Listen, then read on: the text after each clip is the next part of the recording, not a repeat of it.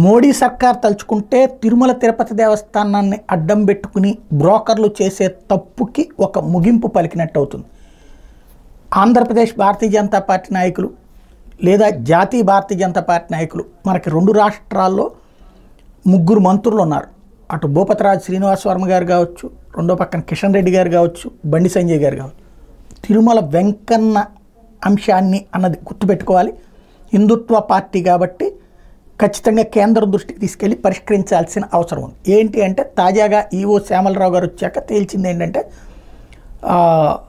ఆధార్ది అక్కడ జిరాక్స్లు ఇస్తే దాని ద్వారా బుకింగ్ అవుతుంది.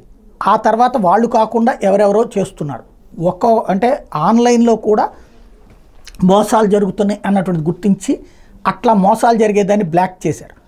ఇప్పుడు ఫర్ ఎగ్జాంపుల్ నేను నా పేరు మీద దర్శనానికి బుక్ చేసుకుంటే నేనే వెళ్తే అప్పుడు నా ఫింగర్ ప్రింట్ పడగానే అలౌ చేయాలి. ఇలా చెయ్యాలి అంటే యుఏడిఏఐ వాళ్ళు ఉడాయ్ వాళ్ళు ఓకే చేయాలి. ఉడాయ్ అట్లాగా ఇప్పుడు రిలయన్స్కి ఇచ్చింది. ఇప్పుడు మనం జియో ఫోన్లకు కనుక సిమ్ కార్డు తీసుకుంటే మన ఫింగర్ పెట్టగానే మన డీటెయిల్స్ అన్నీ అక్కడ వచ్చేస్తాయి. అట్లాగే మన వాలంటీర్లకు వచ్చినాయి. అట్లాంటి అవకాశం ఇక్కడ తిరుమల తిరుపతి దేవస్థానానికి ఇవ్వాలి.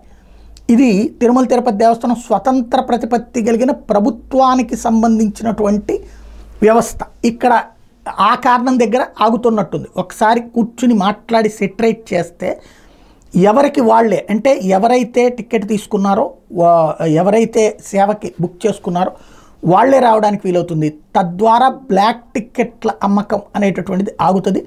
ఈ విషయంలో మోడీ టీం ఎవరైతే ఉన్నారో వాళ్ళు కేంద్రానికి తిరుమల తిరుపతి దేవస్థానానికి మధ్యన అనుసంధానం చేయాలి. భానుప్రకాష్ రెడ్డి ఎట్లాగూ తిరుపతిలోనే ఉంటారు కాబట్టి ఆయన వీళ్ళతో సమన్వయం చేసి ఈ సమస్య పరిష్కరించగలిగితే అద్భుతంగా ఉంటుంది.